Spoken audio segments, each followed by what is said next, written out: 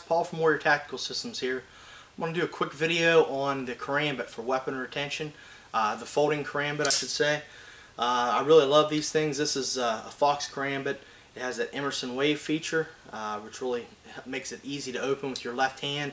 If you're right-handed, you're coming to your offside, it's difficult sometimes to get a folder open.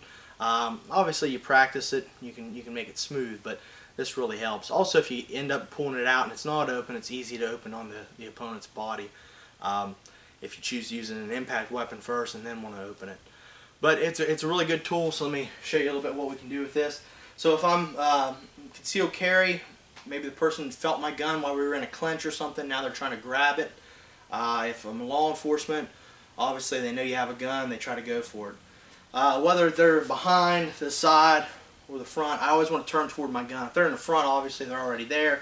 And from the side, I pressure down, I try to turn into them whenever possible.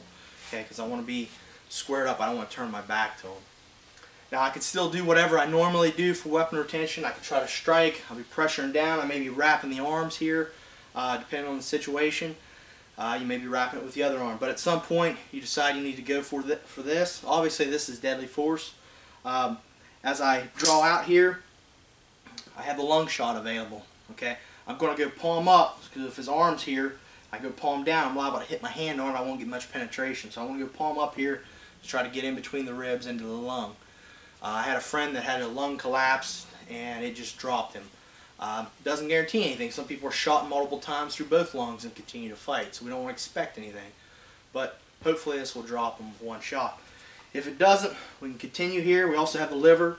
A friend of mine, Dean Wagner, who's been teaching me a little bit more about this weapon, he likes turning the knife here. One of the advantages of the Karambit, you have all that leverage because of the blades coming out at an angle here.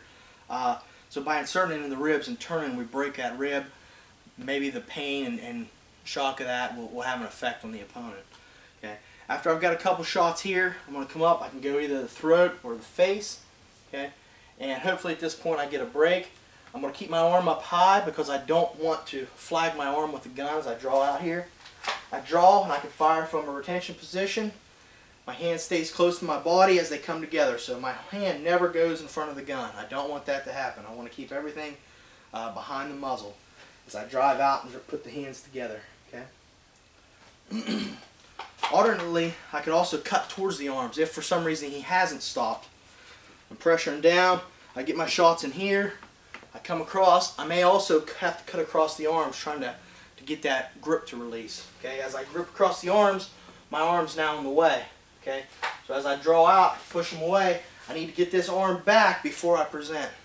It may even go up depending on what he's doing if he's still close to me. Okay, but I don't want this arm left out here where I'm going to laser it with my muzzle. So I get it in here, or I get it in here, fire, hands come together. Okay. Alright, we'll show you what this looks like live fire here in just a minute. Okay, we'll show you what it looks like live fire. Obviously, make sure you get instruction or training from a qualified instructor before you try something like this. And it's always best to get those inert weapons so you can get some repetitions and get the body mechanics down before you try anything live fire or with a live blade.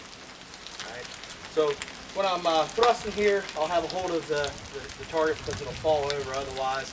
And I'll simulate the slash just because it does want to knock it down. This is a target my brother made out of foam to give us a three-dimensional target for different angles and for things like this.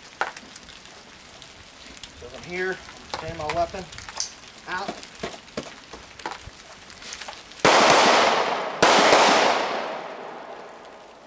Push pressure down on my weapon.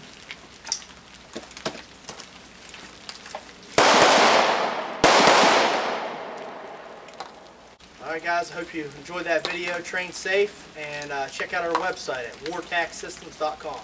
Thank you.